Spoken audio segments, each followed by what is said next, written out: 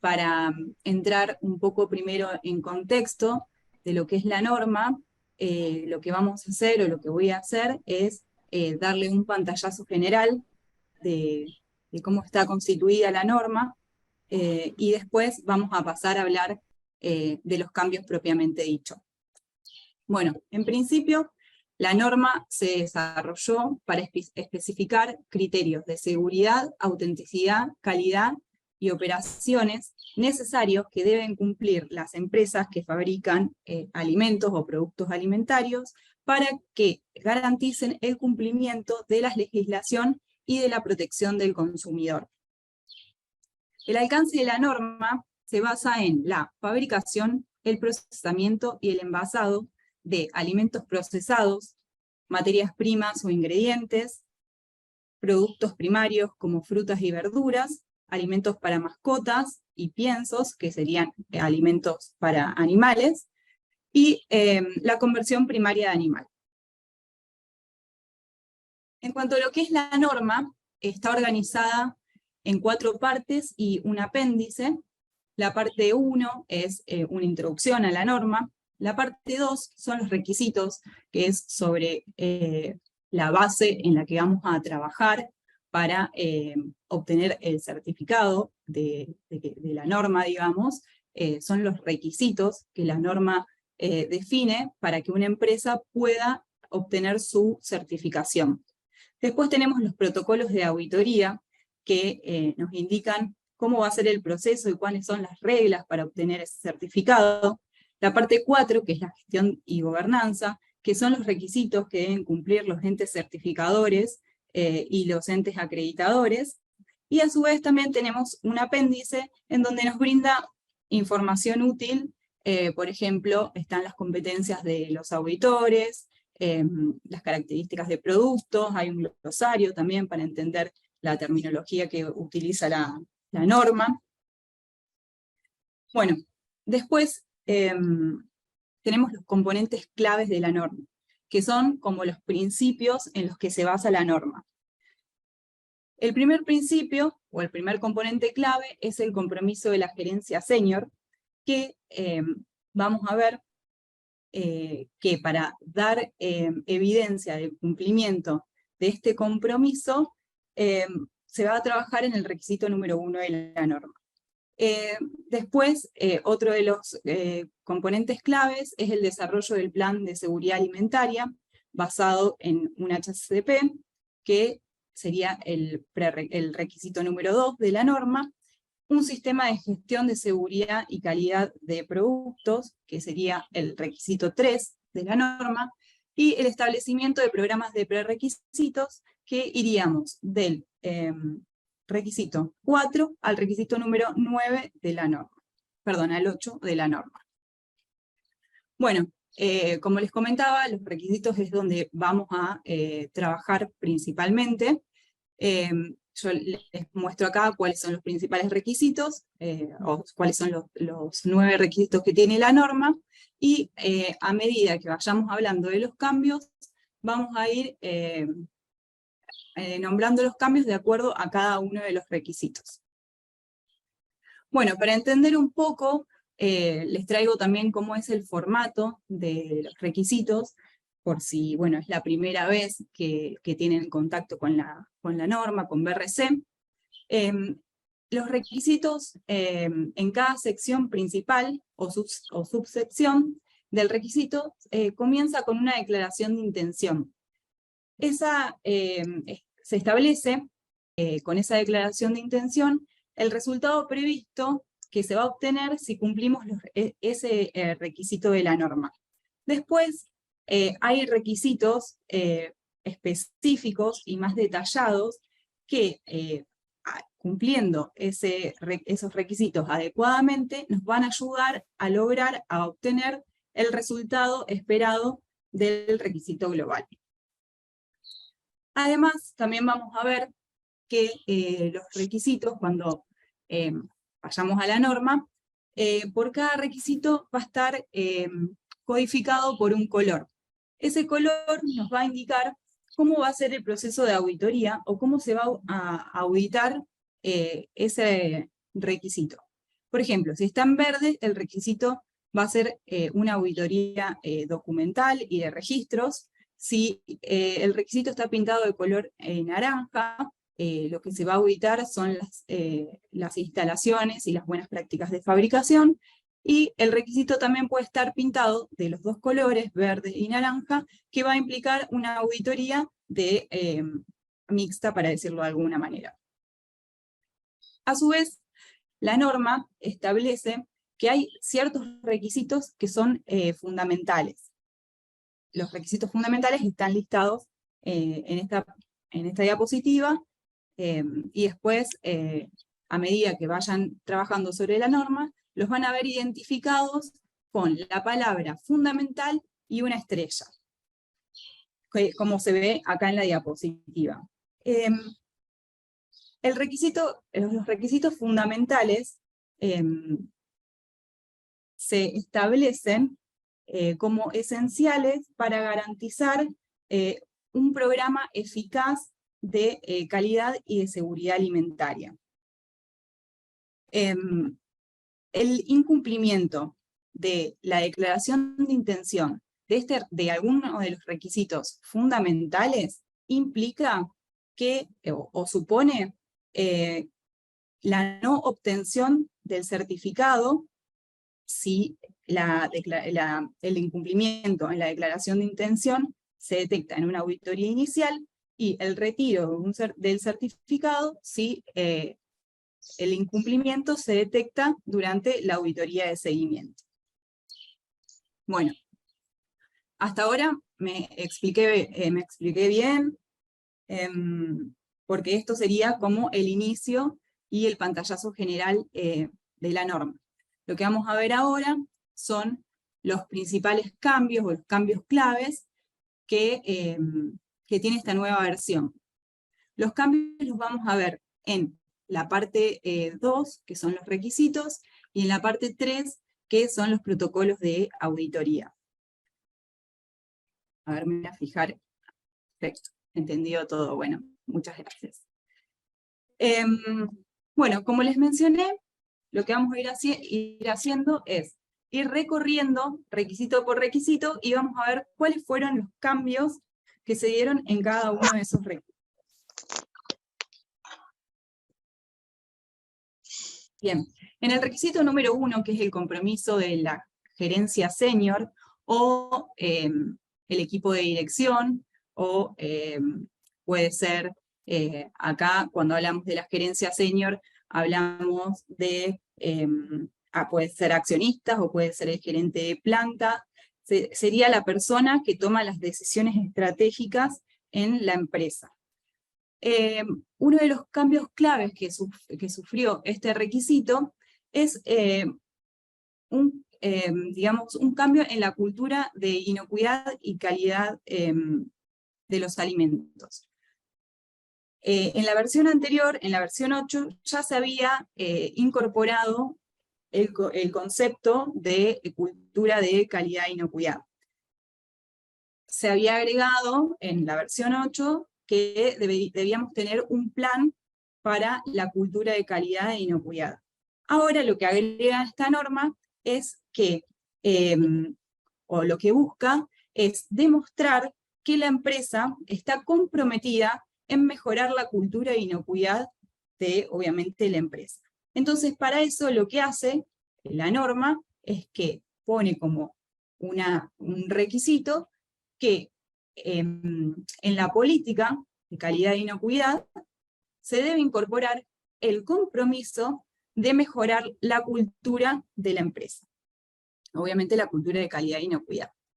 Para eso, lo que agrega la norma son una serie de actividades mínimas que se deben cumplir en el plan de mejora de la cultura, que son, por ejemplo, comunicación clara y abierta, formación, opiniones de los empleados y demás. Eso está bien claro en la norma cuáles son las actividades. Además agrega que el plan de cultura se debe revisar al menos una vez al año.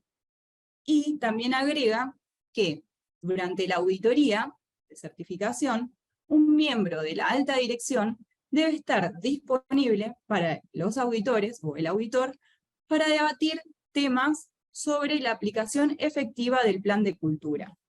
Y además, como para terminar de darle un peso muy importante, se agrega que el plan de cultura se debe revisar en la revisión por la dirección. Obviamente lo que se debe revisar es la eficacia del plan. Otros cambios también que sufrió este requisito es que está muy basado también en la cultura y en la comunicación, porque dice que todo el personal debe ser consciente de que debe notificar cualquier riesgo o cualquier desvío que ponga, obviamente, en juego la inocuidad del producto. A su vez también incorpora otra cláusula donde dispone que si la empresa no cuenta con los conocimientos internos adecuados en materia de calidad, inocuidad, autenticidad y legalidad, puede recurrir a expertos externos, como por ejemplo consultores, pero que la gestión diaria o la gestión cotidiana de toda la norma y de todos los requisitos es responsabilidad de la empresa. Hasta acá son los cambios que tuvo el requisito número 1. Vamos a pasar al requisito número 2, que es el plan de seguridad alimentaria basado en HACCP. Uno de los cambios que tiene este requisito es que la norma identifica diferentes tipos de controles de peligro. Tenemos los programas de prerequisitos, los controles distintos a los PSC y los controles en los PSC. Lo que indica acá la norma, o el cambio que tiene la norma, es que si nosotros vamos a utilizar algún programa de prerequisitos o controles distintos a los PSC para controlar un peligro específico, esos controles también deben validarse. No solamente se debe validar los PSC, sino también estos controles que están reconocidos nuevos acá en la norma. Bien, otro de los cambios que sufre el requisito número 2 es que los planes HACCP se deben validar antes de su implementación y que se deben cumplir los criterios establecidos en los principios generales de higiene del Códex Alimentarios, que tuvo la última revisión en 2020. Acá también lo que agrega la norma es que no solo se tiene que validar antes de su implementación, sino también se tiene que validar siempre que haya algún cambio en el plan HACCP. Y menciona también que los planes que ya existen se pueden validar con la información de la verificación. Digamos, por ejemplo, pueden ser a través de los informes de auditorías internas, a través de reclamos, de producto no conforme, de incidentes. A través de todos esos datos vamos a poder validar el plan HACCP ya existente. Bien, por ahora vamos bien. Si les parece, yo les comento, les comento todos los cambios, y después cuando terminamos hacemos un espacio para hacer consultas si es que las hay. Si no, mientras tanto, me van escribiendo por el chat si va todo bien, si hay alguna duda o demás. Bueno, el cambio en el requisito número 3, que el requisito número 3 es la gestión de... perdón, se me fue. La gestión de calidad y inocuidad. Uno de los cambios que se agrega en este requisito es en las inspecciones del entorno de fabricación y el equipo de procesamiento. Acá lo que agrega es que se debe definir una frecuencia de inspección, obviamente basada en el riesgo que haya en la planta, o que se reconozca en la planta, pero hace un paréntesis y nos dice que como mínimo se debe evaluar una vez al mes. Y obviamente también cuando haya cualquier cambio que pueda afectar la inocuidad de los alimentos, también se deben hacer inspecciones. Estas inspecciones de la fábrica o de los equipos de procesamiento son los famosos checklists que usamos para verificar el estado del edificio, el cumplimiento de las BPM y demás. Lo que agrega también acá la norma en esta versión es que los resultados de las auditorías, de las inspecciones, deben ser comunicados a la persona responsable que hace la actividad o al área que se estuvo inspeccionando.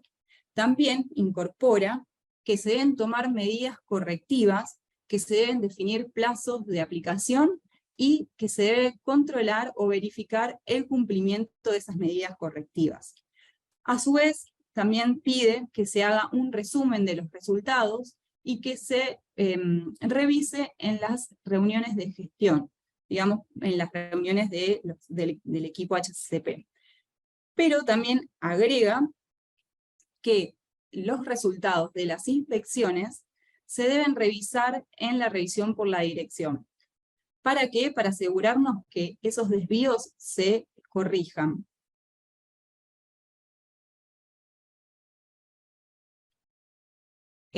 Otro cambio también es en el apartado o en la cláusula de aprobación y monitoreo de desempeño de los proveedores.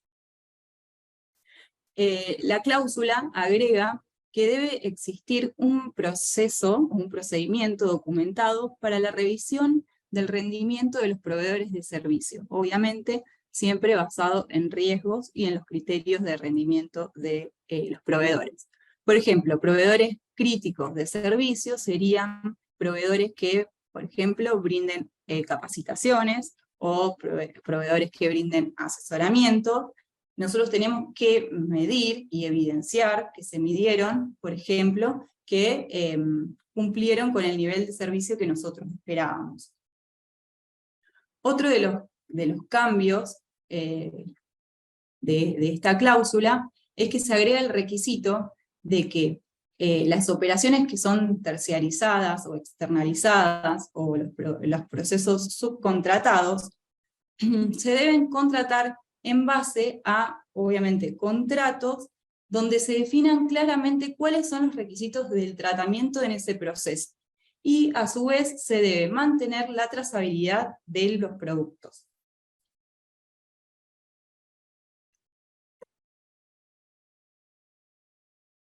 Bueno, otro cambio, también en el requisito número 3, es en la gestión de incidentes. Lo que agrega esta cláusula es que se debe medir la eficacia del funcionamiento de la gestión de incidentes. Nosotros ya estábamos acostumbrados a hacer ejercicios, por ejemplo, de recall o de retirada de producto. Acá lo que nos agrega la norma es que tenemos que hacer también ejercicios de gestión de incidentes, o sea, simular algún incidente y cómo se va a tratar el producto afectado, cómo se va a definir si es un producto no conforme o no inocuo, cuál va a ser la disposición del producto, y demás. Y se debe hacer al menos una vez al año.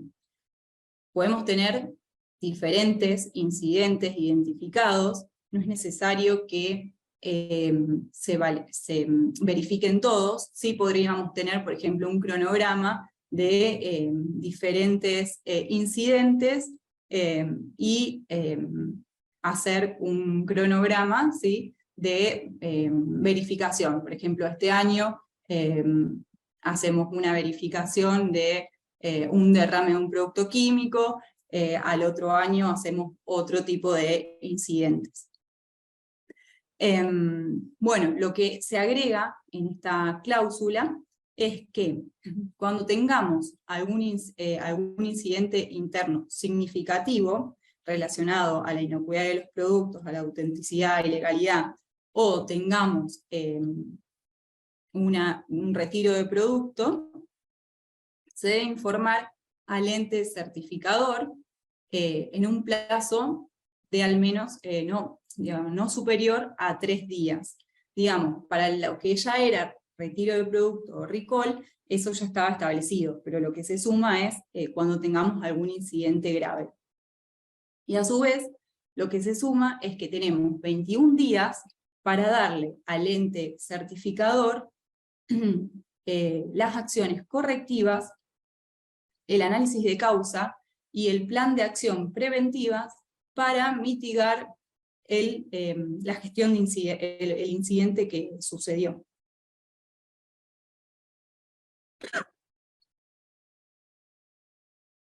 Perdón.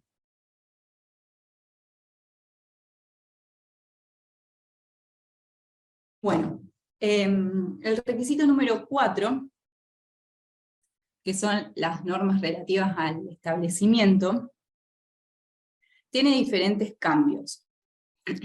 Uno de los cambios identificados es que en la cláusula de plan de defensa alimentaria se desdobla el requisito y se deja una cláusula para lo que es seguridad del sitio y otra cláusula para lo que es defensa alimentaria.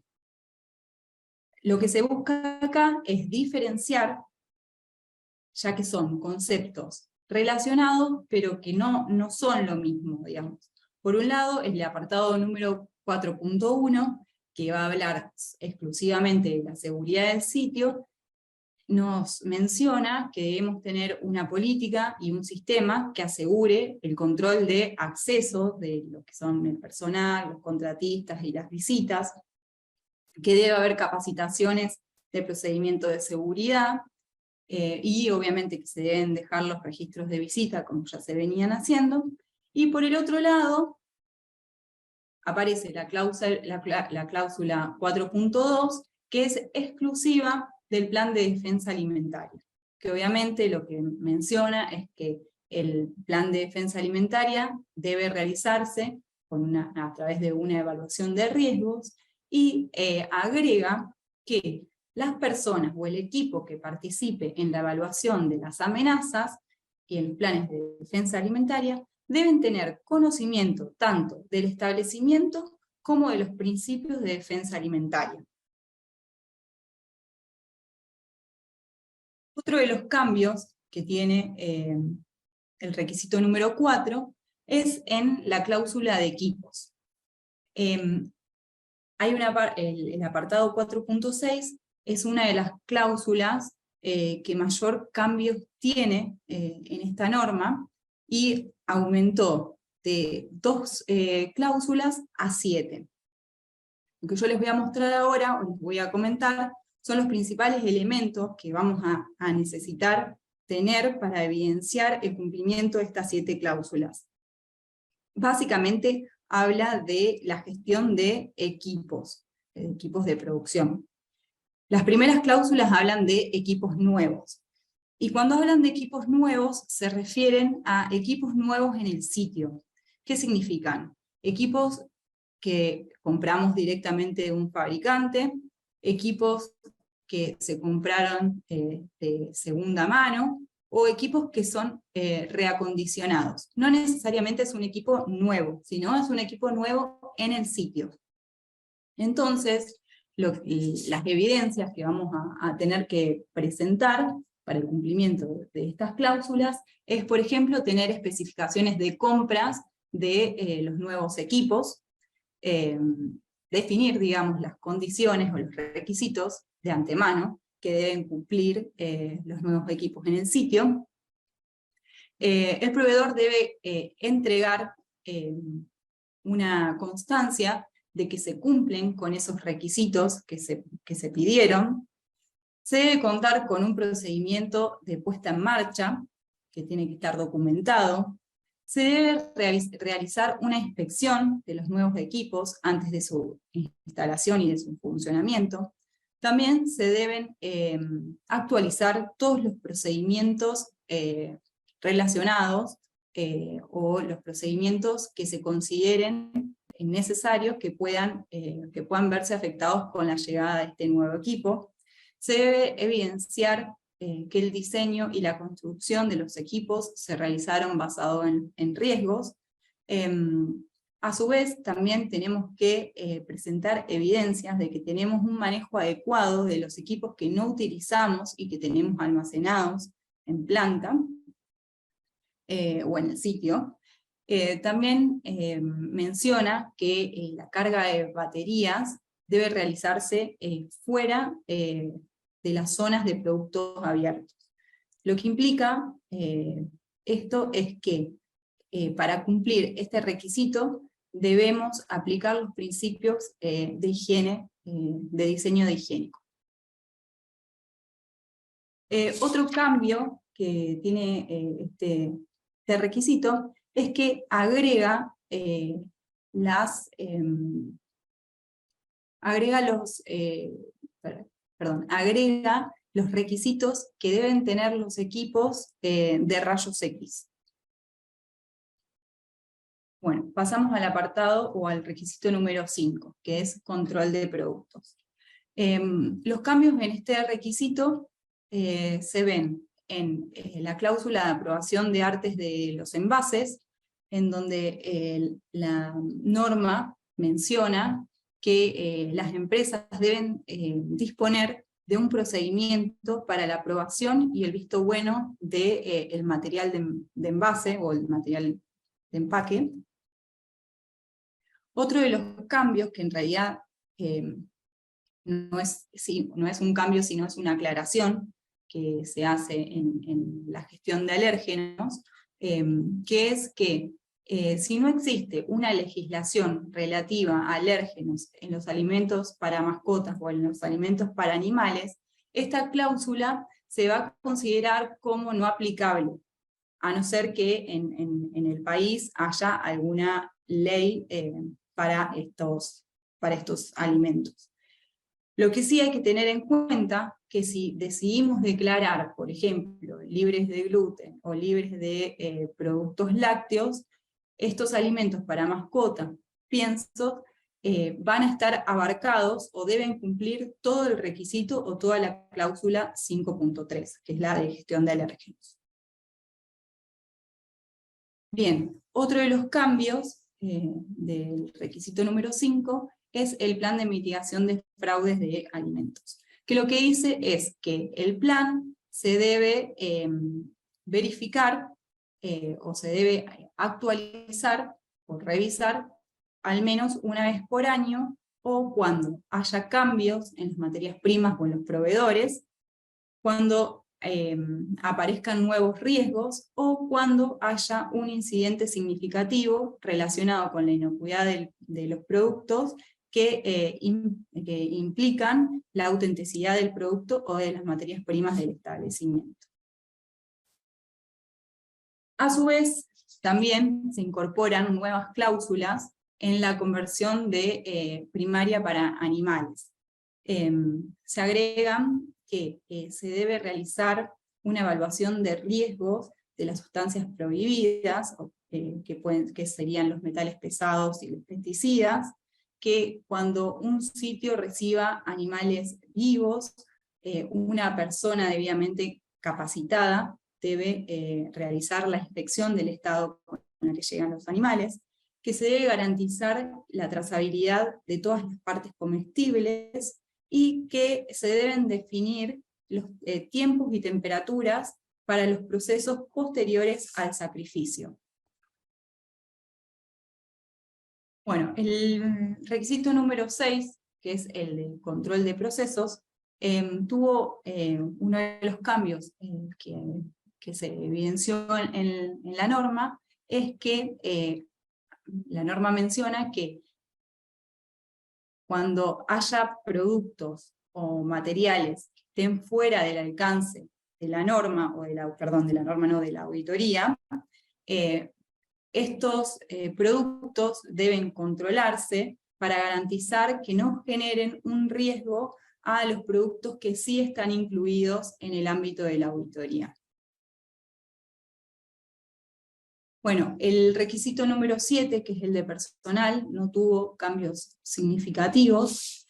El requisito número 8, que es la zona de riesgo de producción, tuvo como cambios claves la incorporación de la gestión de paredes desmontables, en donde se indican ciertos requisitos que deben tener las paredes para no generar un riesgo al producto en esa zona de alto riesgo. Y, por ejemplo, esos requisitos son que las paredes sean herméticas, que se realicen procedimientos de limpieza y de mantenimiento de esas paredes, que esas paredes solamente las pueden trasladar personas capacitadas, y demás. Esos son los principales cambios de esta sección.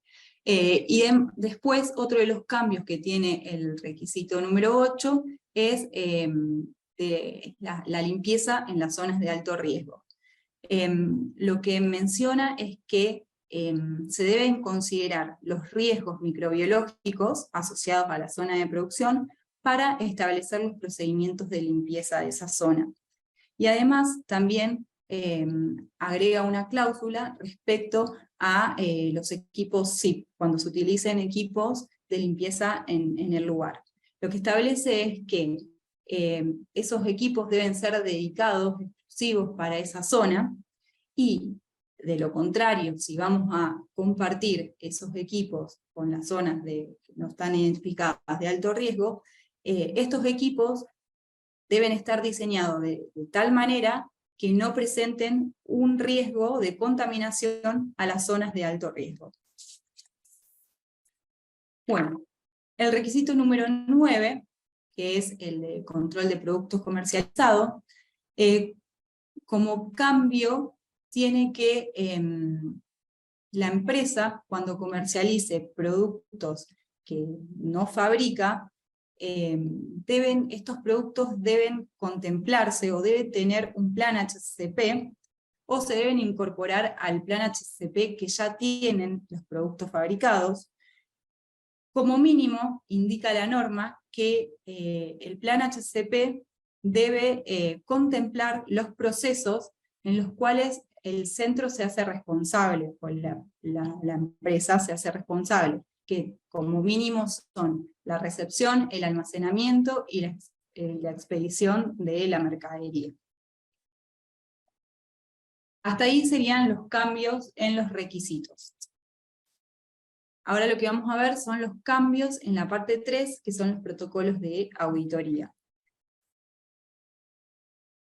Bien, los protocolos de auditoría, la norma reconoce que, o agrega, o incluye, que hay 3 tipos de auditorías que se pueden realizar. Las auditorías in situ anunciadas, las auditorías combinadas anunciadas, y las auditorías in situ no anunciadas. Los protocolos de las auditorías anunciadas y las no anunciadas no cambiaron. Solamente se agrega esta nueva forma de auditoría que considera el uso de tecnologías. Entonces, esta auditoría se va a dividir en 2 partes. Una parte que se va a realizar de manera remota, donde vamos a revisar todo lo que es documentos y registros, y otra parte que se va a hacer in situ, donde vamos a revisar todo lo que son los procesos de producción, almacenamiento, y todos los procesos que se deban revisar in situ. Lo que sí agrega y establece la norma es que cuando se elijan las auditorías anunciadas, como mínimo, las auditorías anunciadas, la empresa debe someterse al menos a una auditoría no anunciada cada 3 años. Bueno, esos son los cambios que hay en la parte 3, y para dar un pantallazo global de cuáles son los cambios que tuvimos en esta versión, vamos a hacer una conclusión, que la edición se centró en fomentar el compromiso y el desarrollo de la cultura de seguridad de los productos. Se agrega la aplicabilidad de los requisitos del Códex, se amplían las opciones de auditorías, se actualizan los requisitos asociados a las actividades de seguridad de los productos, como por ejemplo es el tema de auditorías internas, análisis de causa raíz, acciones preventivas y gestión de incidentes, y brinda mayor claridad para los establecimientos que realizan conversión primaria de animales o que elaboran piensos para animales. Bueno, acá son todos los cambios que identificamos en la versión número 9,